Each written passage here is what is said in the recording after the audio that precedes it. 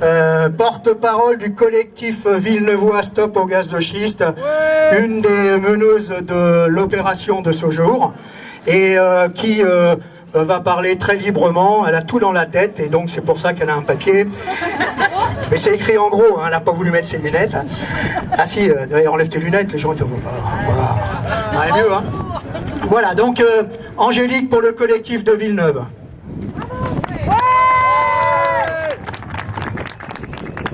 Allô, allô. Eh bien, bonjour à tout le monde. Merci tout d'abord d'être venus aussi nombreux aujourd'hui, en ce beau dimanche de février, malgré le vent. Le collectif Villeneuvois et le collectif 07 ont voulu marquer d'une pierre blanche cette date importante pour nous. En réunissant les collectifs qui souhaitaient être présents aujourd'hui, ainsi que toutes les organisations qui composent le plus grand respect de l'identité et la conviction de chacun, c'est pourquoi, après concertation, nous avons décidé d'annuler le lâcher de ballon qui était prévu initialement afin de ne pas polémiquer et polluer davantage. Nous nous retrouvons aujourd'hui en cette journée festive, familiale, un an après la grande mobilisation du 26 février 2011. Et oui, un an déjà, et un an sans fracturation. Il y a un an, tous ensemble, nous sommes levés d'une seule voix pour dire non à l'exploitation des gaz de schiste en Ardèche, ici et ailleurs. Pour dire stop au projet fou des foreurs. Tout au long de cette année, des dizaines et des dizaines de collectifs se sont créés un peu partout. En Ardèche, en France, en Europe et un peu dans tous les pays concernés. En France, à ce jour, plus de 250 collectifs sont nés. C'est quand même pas mal. Cette mobilisation nous a permis, après quelques mois de lutte acharnée, de remporter une bataille. En effet, comme vous le savez, tous, 3 permis ont été abrogés en octobre 2010. C'est une victoire, certes, mais combien de permis sont encore valides? Combien de permis sont encore à l'étude? Combien de permis seront encore demandés par les foreurs? Il est vrai que ces 3 permis sont abrogés, mais pour combien de temps? Que se passera-t-il après les élections présidentielles? Certains candidats ont tenté et tenteront de récupérer notre mouvement d'impulsion citoyenne à des fins purement électoristes. Ne soyons pas dupes, ne soyons pas naïfs et surtout, soyons vigilants. En attendant, continuons de nous développer, de nous organiser, car cette lutte sera longue, très très longue, voire des décennies et des décennies. Ils peuvent nous avoir à l'usure, ne nous leur laissons pas ce plaisir. Nous ne pouvons pas continuer, pour nous, pour nos enfants, pour notre qualité de vie et pour notre territoire. Nous nous devons de prendre en main notre destin, de prendre les bonnes décisions et de choisir les bonnes orientations en ce qui concerne les transitions énergétiques. En effet, il nous faut dès à présent réfléchir à cette fameuse transition énergétique. Nous ne pouvons pas responsabiliser ou refuser en bloc l'exploitation des gaz de schiste sans proposer d'autres alternatives. Nous savons tous que le gaz n'est pas une énergie d'avenir, que le pétrole n'est pas une énergie d'avenir, que le charbon n'est pas une énergie d'avenir. Alors soyons inventifs, ingénieux et surtout responsables de notre avenir, car celui de nos enfants en dépend. Il est prévu, après nos interventions, un débat sur ce sujet. Pour définir, je tiens à rappeler que notre mouvement est avant tout citoyen, avant de rassembler le plus largement possible, que sur cette prise de conscience soit collective, durable et que nous soyons maîtres de notre destin. Merci à tous, passez une bonne journée, nos Gazaran. Pour elle, alors je crois que vous pouvez leur applaudir un petit peu là. Elle est toute chose derrière. Là, hein. Alors, dans les permis d'exploration et d'exploitation qui avaient été prévus à l'origine, il y en a un qui se trouve sur la commune de Villeneuve-de-Berre. C'est bien évidemment pas le seul, mais c'est aussi à Villeneuve-de-Berre. C'est tombé sur la tête des élus et du maire en particulier. Et donc Claude Pradal a tenu bien évidemment à être présent à ce premier anniversaire, comme il a été présent bien évidemment aussi à toutes les manifs. Mais aujourd'hui, ça doit être une grande satisfaction. On va voir. Claude Pradal. Merci. Bienvenue à Villeneuve pour fêter cet anniversaire. Il y a un an, je terminais mon propos par le fameux slogan « Non passaran ». Il s'adressait aux multinationales Schönbach Energy, Total, GDF Suez. Et s'il ne s'est rien passé, c'est grâce à la mobilisation citoyenne de ce 26 février 2011. De 15 000 à 20 000 personnes ont dit ce jour-là qu'elles ne voulaient pas de gaz de schiste. L'État, les élus ont été obligés d'en tenir compte, surtout que d'autres rassemblements ont suivi avec toujours un vif succès. À Villeneuve, avec la manifestation de soutien aux élus, mais également à Barjac, au Larzac et dans de nombreux départements, jusqu'à l'Assemblée nationale. Au même moment, des centaines de collectifs locaux se créaient qui témoignaient que la population tout entière se mobilisait. D'ailleurs, les moyens d'information ne s'y sont pas trompés et nous avons dû répondre à de nombreuses interviews de la presse écrite ou parlée. Un an après, où en sommes-nous? D'autres diront mieux que moi les derniers développements de la lutte et ils envisageront l'avenir et la nécessaire vigilance. Pour ma part, je crois qu'il est bon que nous fêtions cet anniversaire. Cette idée, c'est Angélique que nous la devons. Infatigable, elle a tout prévu pour faire de ce rassemblement une journée festive. Cette journée, c'est également le moyen de redire avec force que jamais, je dis bien jamais, nous ne laisserons toucher à notre sol ardéchois. Surtout lorsqu'il s'agit d'enrichir quelques multinationales qui ne tiendraient compte ni de notre environnement, ni de notre économie, ni de notre patrimoine. Et si pour le moment elles n'ont pas essayé, c'est qu'elles savent qu'elles se heurteraient à une foule de citoyens organisés et déterminés. Mais nous ne nous y trompons pas, elles attendent que la période électorale se termine pour tenter de nous imposer ce néfaste projet. Donc, pas de relâchement de la vigilance. Continuons d'expliquer que la lutte n'est pas finie et continuons de poser les questions essentielles, à savoir que la loi de juillet 2011 ne nous satisfait pas, qu'il est temps de réviser le code minier, que la transition énergétique mérite un débat démocratique serein, non pas dans les hautes sphères de l'État, mais à l'échelle locale. Cet épisode du gaz de schiste a eu le mérite de montrer que les directives venues d'en haut n'ont aucune chance d'être acceptées si elles ne tiennent pas compte de la vie de la population. Si on nous les impose, comme ce fut le cas avec cette tentative d'extraction du gaz de schiste, que les gouvernements futurs l'entendent bien. Enfin, et c'est tout un symbole, nous sommes au pied de la statue d'Olivier de Serres, le père de l'agriculture française, qui aurait sans doute apprécié notre combat et notre refus de voir ces terres du Pradel dévastées, lui qui avait mis tout son talent à la défense d'une agriculture moderne. Bon après-midi à tous. Il y a un an, vous le savez, le collectif 07 Stop au gaz de schiste, qui s'est aujourd'hui élargi également aux huiles de schiste, pour notamment d'autres secteurs que notre secteur proche, mais également Sud-Ardèche. Et ce collectif Stop au gaz de schiste, qui a mis en place dès le 19 janvier 2011 une charte avec 5 points, que vous avez donc tous pu lire et prendre cause pour.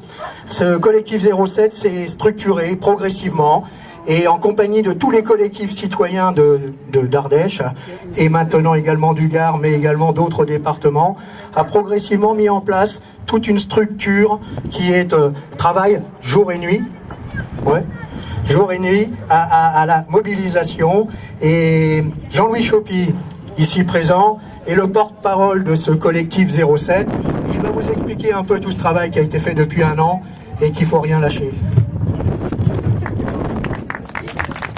Oui, bonjour. D'abord, merci à monsieur le maire et au collectif de Villeneuve d'avoir organisé ce rassemblement joyeux et festif. Un an déjà, depuis la grande manif tout près d'ici, avec 15 à 20 000 personnes, comme vient de le rappeler Claude, un formidable coup de semonce contre l'appétit des pétroliers et des financiers. Je me souviens de la ferveur de tous. Je me souviens du réconfort de nous retrouver si nombreux et solidaires contre l'agression et le mépris. Depuis, nous avons construit ensemble les outils qui nous permettront de bloquer l'invasion des camions. D'abord, informer nos concitoyens. Plus de 100 projections débats dans nos communes, de très nombreux stands sur les marchés, avec tous les outils de communication, affiches de toute taille, tracts innombrables, 100 000 autocollants, des t-shirts, des pins et autres, et tous les panneaux et banderoles dans les villages et le long des routes qui clament tous qu'il est inutile d'inchister. Tout cela est l'œuvre des collectifs locaux. Car le combat commence à peine, Angélique l'a dit. Les manœuvres visant à nous démobiliser n'ont pas manqué. Depuis les projets de loi de mai-juin 2011, qui prétendaient interdire tous les forages d'hydrocarbures. Il y en avait de droite, il y en avait de gauche, il y en avait de partout, et même de Borloo. Puis la loi Scélérate du 13 juillet, qui n'interdit que les deux mots fracturation hydraulique, mais autorise cette technique à des fins soi-disant scientifiques. Et enfin, en octobre dernier, l'abrogation de 3 permis sur 64 dans nos contrées en rébellion déclarée. Abrogation qui n'est en fait qu'un retrait temporaire pour tromper nos populations, comme nous l'avons bien vu et entendu sur le marché. On entendait pourquoi s'agiter encore, tout est fini. Là encore, il a fallu lui réagir pour détromper les gens. C'est sur une idée de Corinne, vous voyez, la commission communication s'est lancée dans l'apparition d'une sorte de journal d'actualité sur les gaz et huiles de schiste. Un très gros travail. Vous avez tous connu la Gazette numéro 1 et maintenant vous tenez aujourd'hui la Gazette numéro 2. Personnellement, je le trouve super. Mais dans le fonctionnement du collectif 07, toutes les commissions ont leur importance. La commission permanence, qui a beaucoup bossé pendant des mois aux renseignements téléphonés et en saisie informatique, jusqu'à ce que la commission finance réussisse à boucler un budget grâce aux multiples dons et avec l'aide financière du collectif des élus, du conseil général et du conseil régional. Donc un budget permettant d'embaucher en septembre notre coordinateur Antoine Combier, qui n'a pas pu être aujourd'hui des nôtres, et que tout le monde connaît quand même maintenant. N'oublions pas la commission scientifique et technique, constituée de nombreux géologues et hydrogéologues, et d'autres spécialistes, qui décortiquent les données complexes de tous les dossiers et les met à notre portée. Et j'en arrive aux 3 commissions qui constituent notre fer de lance pour les futurs blocages des camions. C'est-à-dire les commissions collectifs locaux et pyramides téléphoniques, Action et VIA. VIA, c'est Vigilance, Information, Action. Car les amis, il n'y a pas trop d'illusions à se faire. L'offensive des pétroliers et du ministère a repris maintenant. De nouveaux permis sont en cours de délivrance en Île-de-France, dans le Sud-Ouest et en Rhône-Alpes, Savoie, Haute-Savoie 1. Vous savez bien sûr que Total conteste l'abrogation de son permis, et je lui donne raison d'ailleurs, de son permis dit de Montélimar. Et ne vous en faites pas. Le permis de Villeneuve de Bergue va revenir sur le tapis. Il est trop alléchant. Les camions viendront et il faudra les bloquer. VIA et la mobilisation de la population en viendront à bout, n'en doutons pas.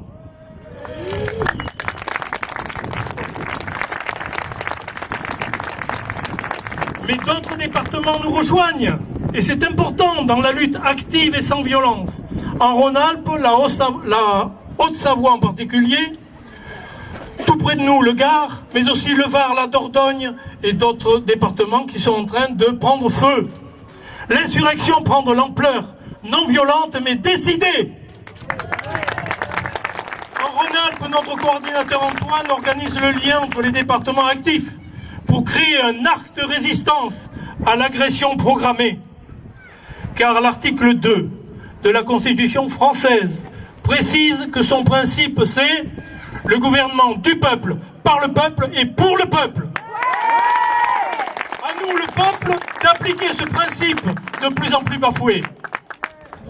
Mais nous n'obtiendrons finalement la victoire contre les gaz et huiles de schiste et nous n'éviterons les soubresauts de plus en plus graves du changement climatique en cours que si nos sociétés opèrent une autre révolution.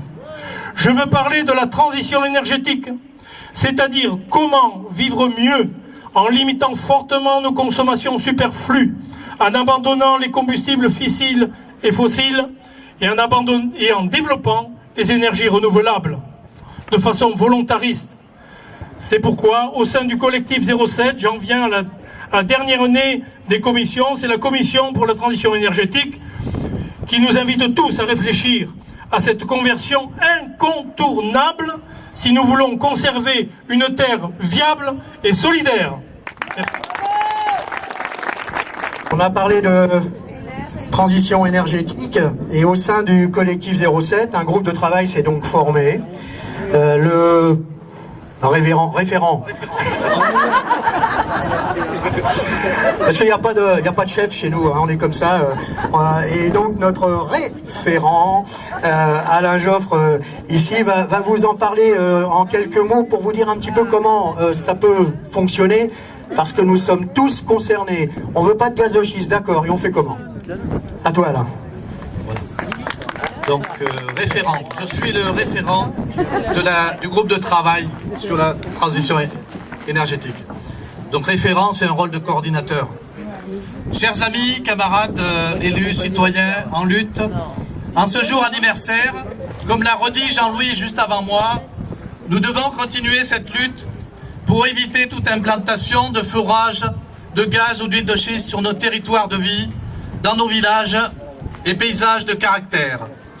Notre souci de la protection de l'eau, soumise à l'adjonction d'un véritable cocktail de produits hautement toxiques utilisés pour fracturer la roche, reste un axe essentiel dans la réflexion de notre collectif Stop au gaz de schiste, comme le montre la dernière gazette que vous trouverez là-bas sur le stand. Mais au bout d'un an de lutte, nous devons envisager un élargissement de cette réflexion à la transition. Ainsi, le collectif a créé en son sein un groupe de travail, de réflexion autour de ce processus de la transition énergétique. Car il s'avère nécessaire d'avoir une vision globale de l'état des lieux de l'énergie sur notre planète et d'envisager des solutions locales adaptées à nos territoires soumis à ce désordre global. Notre premier objectif est de faire un état des lieux et des initiatives afin de mettre en œuvre une intelligence collective pour sortir de cet état d'ébriété, gaspillant l'énergie à tout va à partir de ressources épuisables comme les énergies fossiles et l'uranium, en allant progressivement vers plus de sobriété. Pour sortir de l'individualisme et de l'addiction consumériste vers plus de solidarité entre les humains, entre les générations et entre les territoires. Pour remplacer le centralisme étatique par l'autonomie et la souveraineté des territoires, notamment sur le plan alimentaire. Pour sortir de cette compétition mondialisée et s'engager dans une véritable coopération entre les peuples et les territoires. Le mouvement de la transition part de l'idée que consommer moins d'énergie et du coup émettre moins de gaz à effet de serre est le meilleur moyen d'apprendre à vivre mieux et plus intelligemment ensemble. Le scénario de transition ne passe pas seulement par des solutions techniques, comme une meilleure isolation des logements ou la suppression des consommations et des transports inutiles, ou l'installation d'unités intercommunales de production d'énergie renouvelable pour réduire nos émissions de gaz à effet de serre et notre dépendance au pétrole.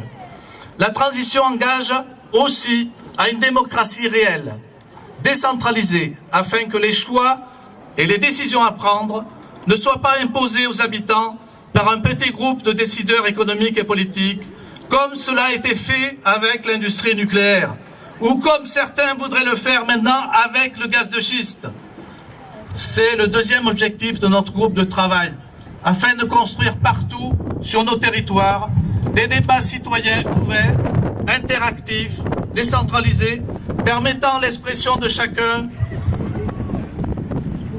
et, s'il y a lieu, l'écoute d'arguments contradictoires, permettant à chacun de comprendre les enjeux locaux et mondiaux que pose l'accès à l'énergie pour tous, et cela sans détruire la vie sur cette planète.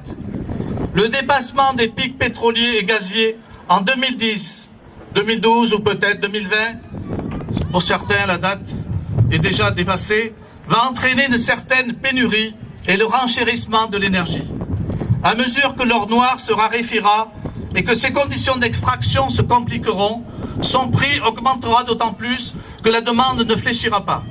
Le processus du changement climatique va aussi provoquer des situations nouvelles qui nous amèneront à construire une résilience collective adaptée à chaque territoire.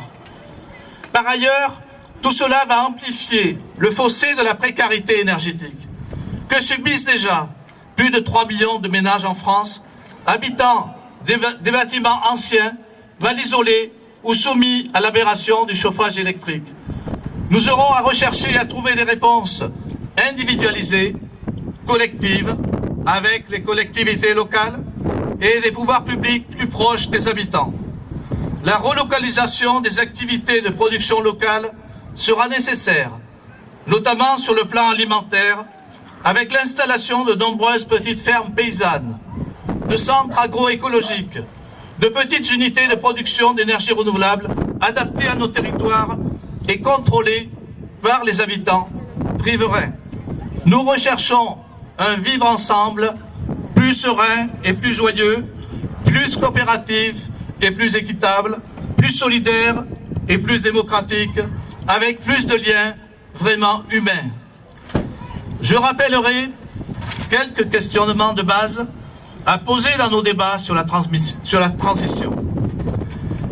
Premièrement, que les choix ne soient pas imposés autoritairement et que les décisions soient prises le plus démocratiquement possible en faisant appel à l'intelligence collective, au débat décentralisé et à la coopération entre les territoires.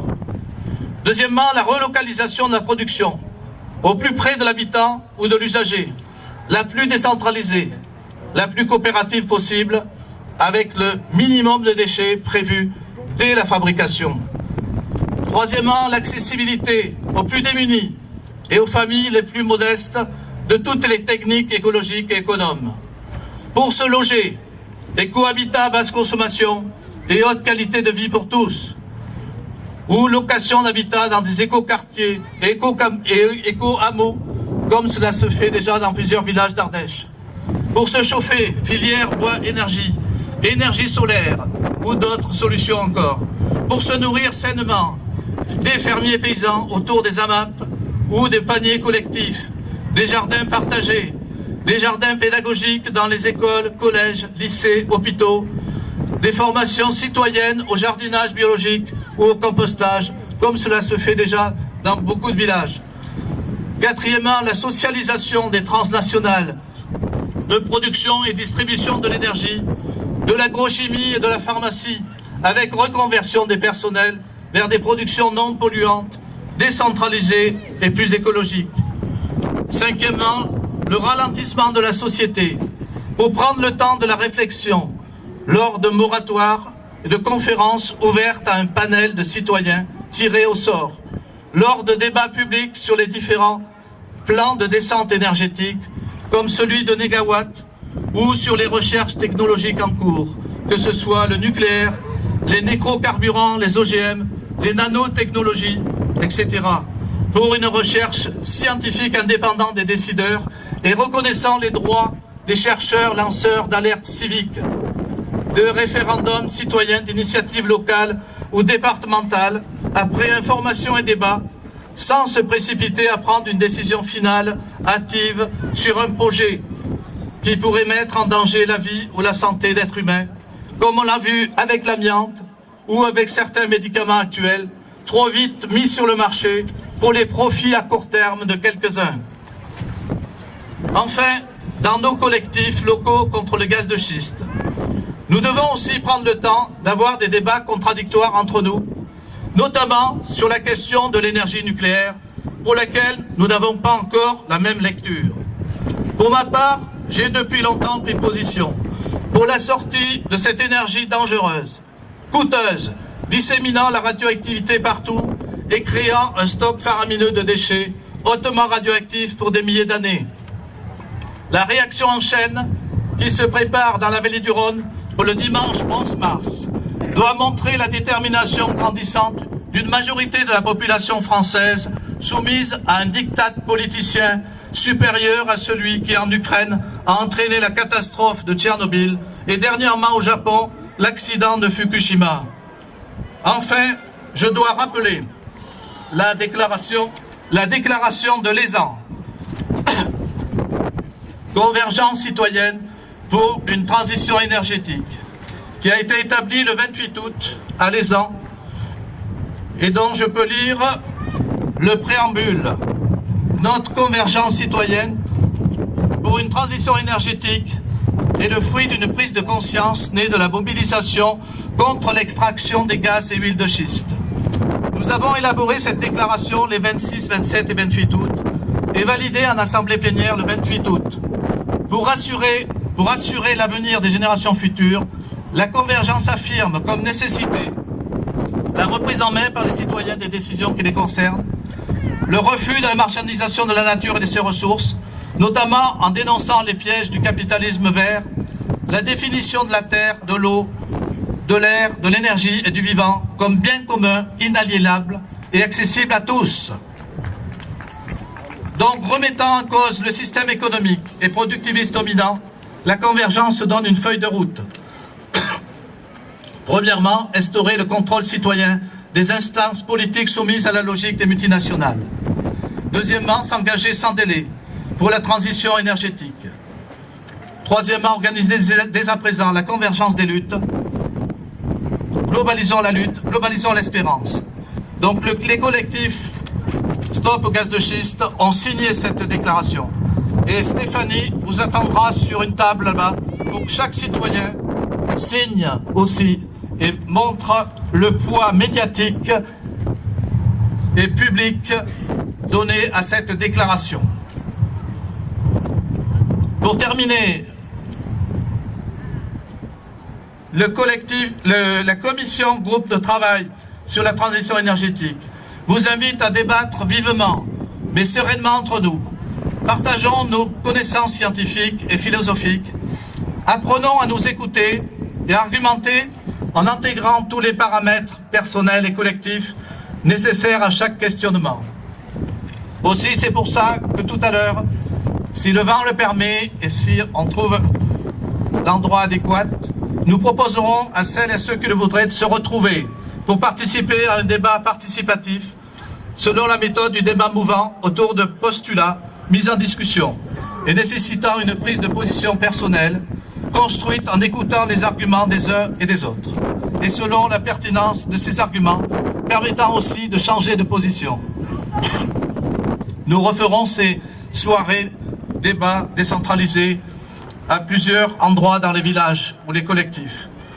Donc crions toujours non au gaz et huile de schiste, ni ici ni ailleurs, ni aujourd'hui ni demain.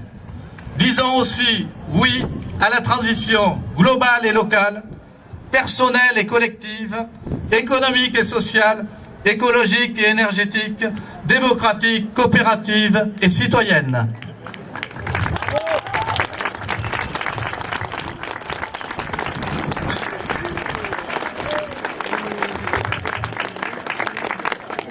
Donc vous êtes invités à signer cette déclaration dès que Stéphanie est en place. Elle aura mis la pétition pour signer cette déclaration de l'ESAN que nous avons signée puisque les collectifs l'ont signée au mois d'août. Voilà, merci de votre attention.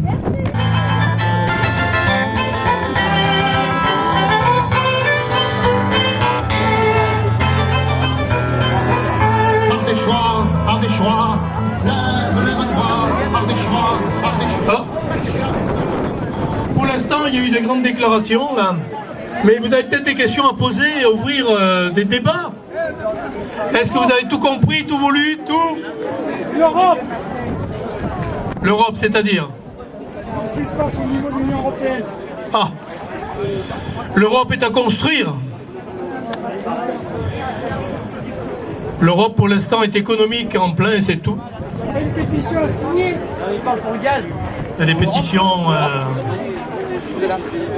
Il faut reconstruire l'Europe, il faut reconstruire la production, consommation d'énergie, il faut reconstruire tout ça. Toutes ces grandes choses sont entre les griffes de qui vous savez.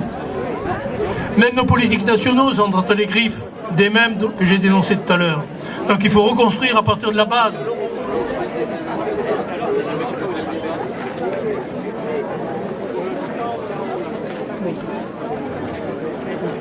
Il y a une pétition européenne en fait qui tourne. Ah ouais. Alors il y a une pétition européenne qui se monte sur Internet.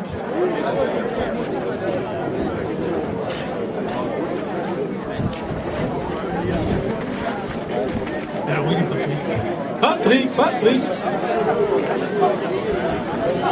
Patrick Jérémia est réclamé au micro.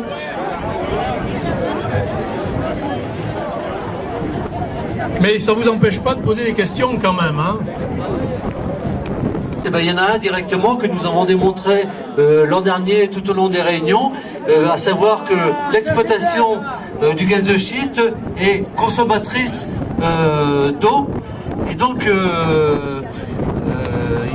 à Marseille, donc au mois de mars, il va y avoir le Congrès mondial de l'eau qui réunit les institutions internationales et les multinationales qui prétendent vouloir distribuer l'eau à l'ensemble de la planète en la privatisant. Or, on sait aujourd'hui qu'il y a 1 milliard de personnes sont privées d'eau, n'ont pas accès à l'eau potable sur la planète. Et donc c'est tous les arguments qui sont avancés par les institutions internationales et les multinationales seront contrés dans la mesure où il a été décidé d'organiser un forum alternatif mondial de l'eau. Donc il va se dérouler du 14 au 17 mars à Marseille, et pendant les 3 jours il y aura des ateliers justement en rapport avec l'utilisation de l'eau et l'extractivisme. L'extractivisme, c'est-à-dire l'exploitation de toutes les ressources naturelles et l'utilisation de l'eau. Sur la planète, il y a de multiples conflits entre des populations locales et des multinationales quant à l'accès à l'eau et l'utilisation de l'eau pour exploiter les minerais, que ce soit le cuivre, l'or, comme au Pérou aujourd'hui, où des dizaines de milliers d'Indiens sont mobilisés pour s'opposer donc aux multinationales, parce que avec l'exploitation des ressources telles que le cuivre et l'or, elles sont privées d'eau. Les sources sont contaminées, et donc c'est tous ces enjeux-là qui seront débattus donc au Forum alternatif mondial de l'eau. Et je rappelle que le 17 mars, donc le samedi après-midi, il y aura une manifestation à Marseille pour s'opposer donc à la privatisation de l'eau, pour rappeler que l'eau est un bien commun et qu'il ne doit pas être confié donc au secteur privé, et qu'il faut assurer l'accès à l'eau potable de l'ensemble de la population de la planète, et par ailleurs rappeler qu'effectivement l'exploitation des gaz de schiste est fortement consommatrice d'eau, et qu'il faut s'y opposer avec toutes nos forces. Et donc soyons nombreux et nombreuses à Marseille le 17 mars. Le collectif débattra mercredi soir pour savoir s'il organise un car. Donc il est possible qu'il y ait un car qui parte d'Aubenas le 17 mars pour se rendre à la manifestation à Marseille à 15h. Merci. Les nouvelles pour le car seront affichées sur toujours le site du collectif Stop au gaz de schiste 07.org. La suite du débat va se faire plus près des stands, un peu plus loin là.